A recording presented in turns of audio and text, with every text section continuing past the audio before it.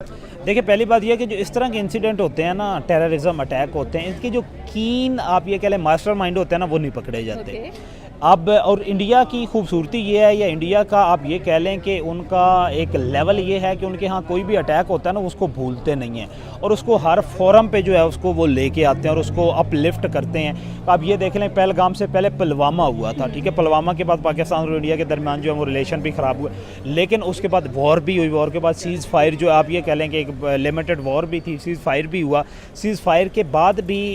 India ने जिस तरीके से उसको इंटरनेशनल लेवल पे जो है वो उठाया था, पाकिस्तान नहीं उठाया। और पाकिस्तान के जो चैनल आप ये कह लें ना कि अगर इंडियन इंफॉर्मेशन मिनिस्ट्री से पता कर लेना तो उनका दिल नहीं करता बैन करने को, लेकिन ये होता है कि नेशनल सिक्योरिटी की वजह से हर एक जो है वो मजबूर होता है। और ये देखें,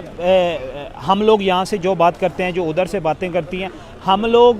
कोशिश करते हैं कि फैक्ट्स एंड फिगर पे बात की जाए, ट्रुथ जो है उसको सामने लाया जाए। जो वहाँ पे इंडियंस यूट्यूबर्स हैं, व्लॉगर्स हैं, वो बात करते हैं, हम लोग उनकी बात सुनते हैं। इससे एक तो हार्मनी डेवलप होती है और जो इश्यूज़ होते हैं ना, वो चाहे पाकिस्तान में हो चाहे इंडिया में हो ना, वो लिफ्ट अप होते हैं। एससीओ की मीटिंग की बात करें जो कि हाल में हम लोगों को देखने को मिली, वहां पर पहलगाम अटैक को टोटली इग्नोर कर दिया गया और इसी इग्नोरेंस की बेस के ऊपर अगर हम लोग बात करें भाई डिफेंस मिनिस्टर राजनाथ सिंह की, तो उन्होंने कहा कि भाई हम जो एससीओ का डॉक्यूमेंट है सिक्योरिटी से रिलेटेड, हम उस पर बात नहीं करेंगे, ना ही उसको साइन करेंगे, क्योंकि अगर देखा जाए तो इसमें पहलगाम अटैक को शामिल नहीं किया गया है। जबकि बलोचिस्तान की बात की जाए तो इसमें हर एक जो लफ्ज़ है वो बलोचिस्तान के अकॉर्डिंग ऐड किया गया है, जो भी इसमें धमाका होता है। लेकिन अब अगर हम क्वाड की बात करें, जिसका मतलब है क्वाड्रिलेटरल सिक्योरिटी डायलॉग, ये डायलॉग है between United states of America, Japan, India and Australia. अगर हम लोग ऑस्ट्रेलिया को निकाल दें तो जापान एंड अमेरिका ने टोटली कंडेम किया है पहलगाम अटैक को और बताया है कि भाई इसके जो कसूरवार हैं, जिन्होंने ये अटैक करवाया है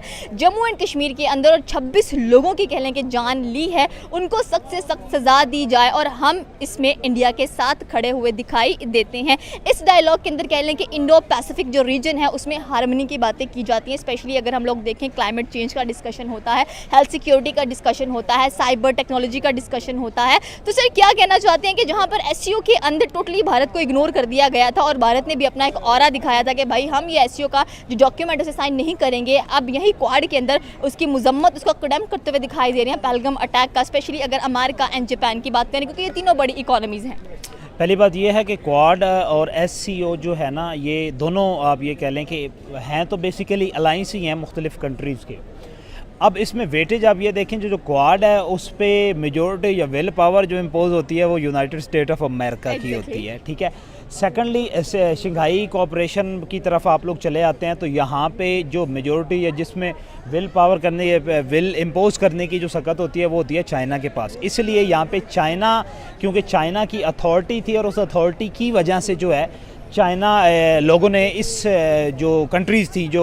शंघाई कोऑपरेशन ऑर्गेनाइजेशन के जो मेंबर्स थे, उन्होंने इसको किसी एक आप ये कह लें कि रिस्पॉन्सिबल वे में इसको कंडेम नहीं किया था। कुछ पाकिस्तान ने भी अपनी डिप्लोमेसी जो है वो यूज़ की थी और इसमें वो कहते हैं कि चाइना और पाकिस्तान आपस में दोनों भाई भाई का ताल्लुक है, भाई बरादराना ताल्लुकात नजर आते हैं। और अगर एससीओ की मीटिंग की बात की जाए, जाहिर सी बात है चाइना ही उसको हमेशा होल्ड करता हुआ दिखाई देता है, उसको लीड करता हुआ दिखाई देता है, तो उसमें उसने ज़रूरत नहीं समझी है, क्योंकि पाकिस्तान का अच्छा खासा डिफेंस करता हुआ नजर आ रहा था। देखे ना, बिल्कुल ऐसे ही फाउंडिंग फादर जो हैं एससीओ के, वो भी तो चाइना ही है ना। अब चाइना अगर इस पे बात करता, या ये मिनट जो कि मीटिंग होल्ड की जाती है चाइना की तरफ से, अगर उसमें पाकिस्तान के ख़िलाफ़ और उस आप ये कह लें कि उस अटैक में और उसके बाद जो रिटेलिएशन पाकिस्तान वर्सेस इंडिया हुई और उसमें चाइना ने उसी पाकिस्तान को सपोर्ट किया, तो चाइना इस पर किसी नेशन को भी अलाउ नहीं करेगा कि इस पर आप लोग बात करें। क्वाड की तरफ हम लोग चले जाएँ तो वो क्योंकि जापान है, ऑस्ट्रेलिया है, आपके पास अमेरिका है और साथ आपके पास जो है इंडिया है, तो ये इसमें क्योंकि अमेरिका सुपर पावर है और अमेरिका ही की आप ये कह लें कि कंट्रीब्यूशन से या उसकी एफर्ट से जो है ये एक ऑर्गेनाइजेशन जो है या अलाइंस जो है इन 4 कंट्रीज़ का ये बनाया गया था। तो उसमें क्योंकि ज़ाहिरी बात है अमेरिका के साथ इंडिया के रिलेशन जो हैं वो तो आप ये कह लें कि अबव द बोर्ड हैं, आउटस्टैंडिंग रिलेशंस जो हैं वो हैं। और इसमें उन्होंने, और दूसरी शंघाई में हम लोग बात कर रहे थे कोऑपरेशन में, वहाँ पे एक बड़ा बोल्ड स्टेप लिया था डॉक्टर एफ जे शंकर ने। उन्होंने जो मुश्तरका एलामिया जिसे आप लोग कहते हैं, क्यूमुलेटिव प्रेस कॉन्फ्रेंस कॉन्फ्रेंस जो होती है उस पर उन्होंने साइन करने से इनकार कर दिया था। उस जब साइन करने से इनकार कर दिया था तो SCO की जो वर्थ थी उसको तो आप ये कह लें कि डिमोलिश कर दिया था डॉक्टर एस जयशंकर ने, क्योंकि कोई भी एक कंट्री जो होता है जो आपका नैरेटिव होता है, क्यूमुलेटिव नैरेटिव होता है, उसको रिजेक्ट कर देता है तो उसके बाद उसकी पजीराई जो है या उसकी इंपॉर्टेंस जो है वो नहीं रहती, उसे आप ये कह लें कि जो आपका नैरेटिव होता है। यहाँ पे ये जो क्वाड आपको मैं बताता चलूँ 2004 में इसकी फॉर्मेशन जो है वो मुकम्मल हुई थी और 2004 से लेकर 2007 तक इस पे जो है वो वर्किंग और इसका होमवर्क जो होता गया। पर 2007 में प्रॉपरली एक अलाइंस बना इन 4 नेशंस के आप ये कह लें कि बिटवीन, और उसके बाद फिर ये आहिस्ता आहिस्ता पे वर्किंग शुरू, लेकिन इसने प्रॉपर जो वर्किंग शुरू की थी सिक्योरिटी के हवाले से, इंटेलिजेंस बेस्ड शेयरिंग के हवाले से, हेल्थ के हवाले से, और बेसिकली इसका जो मोटिव था वो इंडो पैसिफिक ओशंस जो हैं इसमें हारमनी जो है वो क्रिएट करना था। और ये इन्होंने 2017 के बाद जो है, क्योंकि रिलेशनशिप जो है वो जापानीज़ के, अमेरिका के, ऑस्ट्रेलिया के जो है वो आपस में बिल्ड हुए, और इसमें मीडिएटर का किरदार जो था वो भी इंडिया ने अदा किया था। और इंडिया 2017 में सुषमा स्वराज थी उस वक्त जो हैं उनकी फॉरेन मिनिस्टर जो थी, और अब जो है डॉक्टर एस जयशंकर हैं, तो उसमें भी नो डाउट कि इंडियन की फॉरेन पॉलिसी या फॉरेन ऑफिस जो होता है वो बड़ा आप ये कह लें कि बड़े बोल्ड UN के अंदर भी कह लें कि जिस तरह से इंडिया कह लें कि काउंटर टेररिज्म की बातें कर रहे हैं तो भी बड़ा ब्लंट किस्म का जवाब दिया है डॉक्टर एस जयशंकर ने, और उन्होंने कहा है कि भाई seriously we can not participate with the terrorist, और हमें बड़ा एक साइड अपोज कर दिया गया यानी कि पाकिस्तान को। और स्पेशली अगर देखा जाए तो ये मुद्दा काफ़ी बढ़ता हुआ दिखाई दे रहा है, और इसमें अगर पहलगाम का जो अटैक है उसको कंडेम कर दिया गया है, तो क्या लगता है कि अपकमिंग सिचुएशंस में अगर और भी कोई समिट होता है तो उसके अंदर भी पहलगाम का वाक़या डेफिनेटली दोहराया जाएगा और पूछा जाएगा कि भाई यहाँ पर कितने लोग इसको कंडेम करते हैं जो कि पाकिस्तान की तरफ से अटैक किया गया है। स्टिल यही बिलीव हो रहा है। और क्या लगता है कि जो एक स्टेटमेंट दिया गया है कि इसके जो कसूरवार हैं, जिन्होंने किया है, जिन्होंने इसको जम्मू एंड कश्मीर में किया है, ये जो धमाका वगैरह था या कह लें कि जो 26 जाने गई हैं, उनके जो कसूरवार है कब तक मिलेंगे और कब तक कह लेंगे ये चीज़ें सामने आएंगी? देखिए, पहली बात यह कि जो इस तरह के इंसिडेंट होते हैं ना, टेररिज्म अटैक होते हैं, इसके जो कीन आप ये कह लें मास्टरमाइंड होते हैं ना, वो नहीं पकड़े जाते। अब और इंडिया की खूबसूरती ये है, या इंडिया का आप ये कह लें कि उनका एक लेवल ये है कि उनके यहाँ कोई भी अटैक होता है ना उसको भूलते नहीं हैं, और उसको हर फोरम पे जो है उसको वो लेके आते हैं और उसको अपलिफ्ट करते हैं। आप ये देख लें, पहलगाम से पहले पुलवामा हुआ था, ठीक है, पुलवामा के बाद पाकिस्तान और इंडिया के दरमियान जो है वो रिलेशन भी ख़राब हुआ, लेकिन उसके बाद वॉर भी हुई, वॉर के बाद सीज़ फायर जो आप ये कह लें कि एक लिमिटेड वॉर भी थी, सीज़ फायर भी हुआ। सीज़ फायर के बाद भी इंडिया ने जिस तरीके से उसको इंटरनेशनल लेवल पे जो है वो उठाया था, पाकिस्तान नहीं उठाया। और पाकिस्तान रिसेंटली पाकिस्तान में हाफिज़ सईद के सिक्योरिटी बॉडीगार्ड थे, उनको असैसिनेट कर दिया गया। उसके अलावा पाकिस्तान में भी आप ये कह लें कि आज़ाद कश्मीर के अंदर भी इस तरह के अटैक्स होते रहते, लेकिन पाकिस्तान उस लेवल पे उसको उठा नहीं सकता, और ना पाकिस्तान के फ़ॉरेन ऑफिस को इस तरह सपोर्ट मिलती है। आप ये कह लें कि फ़ॉरेन ऑफिस आपका फ़ॉरेन मिनिस्टर पे ही डिपेंड करता है, और पाकिस्तान की फ़ॉरेन मिनिस्टर जो होते हैं वो ऑलवेज जो हैं वीक हैं।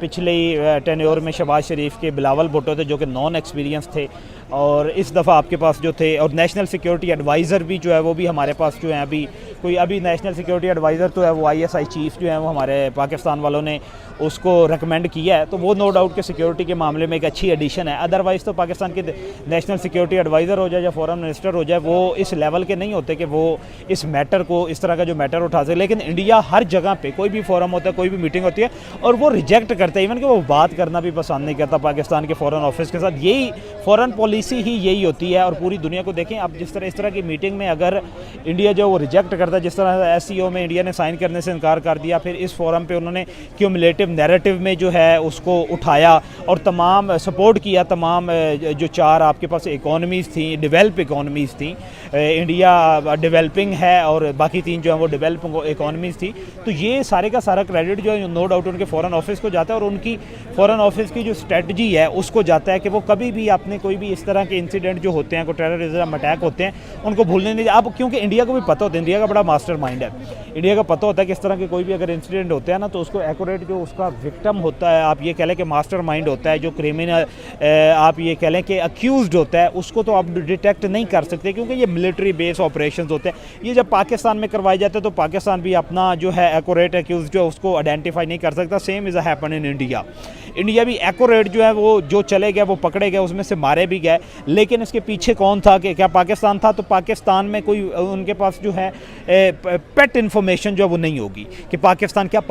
की गवर्नमेंट इन्वॉल्व थी। इंडिया बिलीव्स दैट कि हमेशा जो टेररिज्म है वो पाकिस्तान से कश्मीर में जाते हैं, और कश्मीर के अंदर जितनी भी इस वक्त आपको मिलिटेंट्स नज़र आते हैं या आपको रेडिकल सेल्स नज़र आते हैं, सबकी जो प्रमोशन है जम्मू एंड कश्मीर के अंदर वो पाकिस्तान करता हुआ दिखाई दे रहा है। एंड रिसेंटली आपने फील्ड मार्शल आसिम मुनीर का एक बयान भी सुना है जिसके ऊपर काफ़ी ज़्यादा तनकीद भी की जा रही है कि कश्मीर के मुद्दे को क्यों फिर से उठाया जा रहा है, same like the Pahalgam attack से पहले भी ये चीज़ हो चुकी है। हाँ, इस पे देखें पाकिस्तान ने ये मुद्दा, और मैं जिस तरह कहता हूँ ना कि पाकिस्तान का फॉरेन ऑफिस जो है वो तो नाकाम रहता है, लेकिन पाकिस्तान का मिलिट्री फोरम जो होता है ना वो कश्मीर के मुद्दे को उठाता है। पाकिस्तान की गवर्नमेंट जो होती है वो उसको कोशिश करती है कि इसको ना ही इस पे बात की जाए, लेकिन पाकिस्तान की देखें ना पाकिस्तान की मिलिट्री ने उठाया है तो पूरी दुनिया में इंटरनेशनल हेडलाइन बनी। अगर यही पाकिस्तान का फॉरेन ऑफिस या सिविल गवर्नमेंट का पाकिस्तान का फॉरेन मिनिस्टर इस पे बात करते, इस पे बात नहीं होनी थी।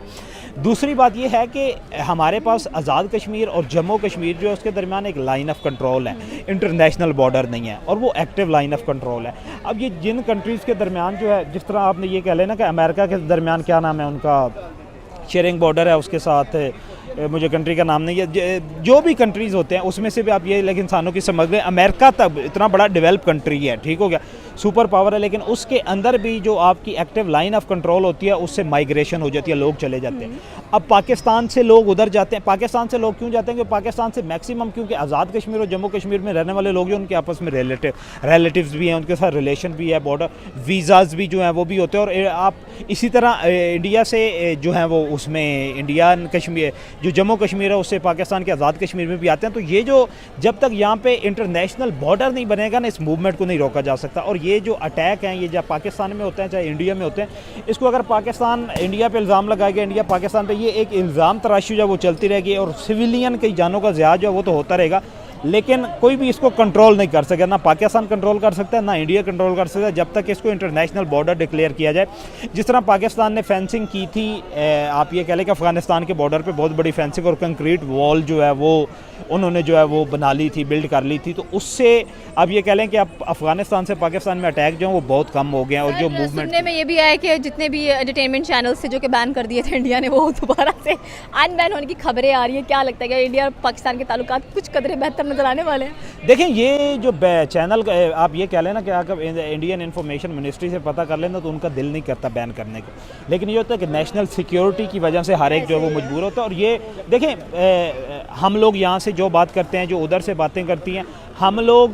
कोशिश करते हैं कि फैक्ट्स एंड फिगर पे बात की जाए, ट्रुथ जो है उसको सामने लाया जाए। जो वहाँ पे इंडियंस यूट्यूबर्स हैं, व्लॉगर्स हैं, वो बात करते हैं, हम लोग उनकी बात सुनते हैं। इससे एक तो हार्मनी डेवलप होती है और जो इश्यूज़ होते हैं ना, वो चाहे पाकिस्तान में हो चाहे इंडिया में हो ना, वो लिफ्ट अप होते हैं, वो उठते हैं। इश्यूज़ जो हैं उस पे इवन के बहुत सारी गवर्नमेंट लेवल पे जो है वो भी बात की जाती है। तो ये एक बहुत अच्छा, आप ये कह लें कि बड़ी अच्छी खबर है कि इस ये जो चैनल, जितने यूट्यूब प्रोमिनेंट चैनल थे पाकिस्तान में, उनको अनब्लॉक जो है वो किया जा रहा है। तो इससे बहुत सारी चीज़ें जो होती हैं इसमें इंडियन कॉमन पब्लिक का, चाहे पाकिस्तान हो चाहे इंडिया हो, उनका भी फ़ायदा होता है। तो ये भी आई थिंक सो कि जितने भी इंडियन चैनल्स हैं, they love to give reactions on Pakistani videos, they love to.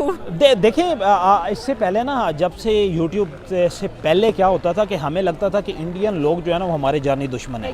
और इंडियंस को लगता था कि पाकिस्तानी हमारे जानी दुश्मन है। और वीज़ा पॉलिसी आपको पता है कि कितनी इंडिया और पाकिस्तान के दरमियान स्ट्रिक्ट है। पाकिस्तान और इंडिया के दरमियान जो रिलेशन थे, जो पब्लिक विल थी, वो यूट्यूब और एंटरटेनमेंट चैनल ने आके आवाम के सामने लेके और लोगों के दरमियान जो नफरत थी उसको कम किया। बेसिकली तो ये नफ़रत कम करने का ज़रिया और एक सोर्स ऑफ इन्फॉर्मेशन भी है, कल्चर शेयरिंग भी है, कल्चर भी अप्रोक्सीमेटली आपका सेम है। तो और रिएक्शन नो डाउट कि इंडियंस की तरफ से पाकिस्तान में बहुत ज़्यादा दिए जाते हैं। पाकिस्तान की तरफ से आप इंडियन नंबर 1 यूट्यूबर आपके पास मेजर गौरव वारिया हैं, ठीक है, उनको सबसे ज़्यादा पाकिस्तान में देखा जाता है। पाकिस्तान में प्रेस किया जाता है, प्रेस किया जाता है पाकिस्तान में, उसमें सबसे ज़्यादा रिएक्शन दिया जाता है। तो पाकिस्तान ने उनका चैनल जो यहाँ पे बैन नहीं किया हुआ। तो ये इंडिया को भी चाहिए कि देखें, ये सोशल मीडिया को आप लोग ट्विटर पे लोग सुन लेते हैं, ख़बरें तो वो तो लोगों तक पहुँच जाती हैं। चैनल ब्लॉक करना कोई सोल्यूशन नहीं होता,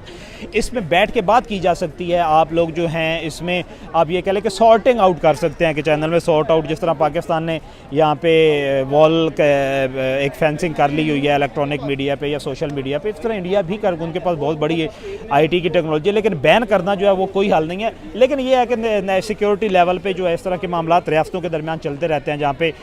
कल्चर एक होता है, हिस्ट्री एक होती है, बॉर्डर शेयर्ड होते हैं, लोगों का माइंड लिविंग स्टैंडर्ड सेम होता है, लोगों का माइंड सेट सेम होता है, तो इस तरह के मामला चलते रहते हैं। मैंने जब पहले ये वाक़या हुआ था पहलगाम अटैक के बाद, तो उसके बाद में मैंने कहा था कि it will not be a continue for a long period of time. तो ऐसा ही हुआ है कि आपके सामने जो है 1.5 महीने 2 महीनों के अंदर अंदर जो है ये सारा मामला जो है वो ख़त्म हो गया। तो ये good luck for Pakistani YouTuber as well as good luck for Indian YouTuber. ये थी पाकिस्तानी अवाम की राय की। अगर बात की जाए क्वाड की तो डेफिनेटली सी बात है, 3 मेजर हमें हाईएस्ट रैंक्ड इकोनॉमीज नजर आती हैं, जिसमें India, Japan and United states of America include है, जिन्होंने इस कहते हैं कि कंडेम करते हुए बताया कि पहलगाम अटैक के जो कसूरवार हैं, जिनको कह लें कि बहुत ज़्यादा ख़तरनाक काम किया, कश्मीर के अंदर घुसकर हमारे 26 शहरियों को मार दिया गया, तो उनको जल्द से जल्द पकड़ कर उनको सजा दी जाए। आपकी क्या राय है नीचे के कमेंट सेक्शन में बता सकते हैं। हमारे चैनल को सब्सक्राइब करना बिल्कुल मत भूलिएगा। तो मिलता है अगली वीडियो में। अल्लाह हाफिज़।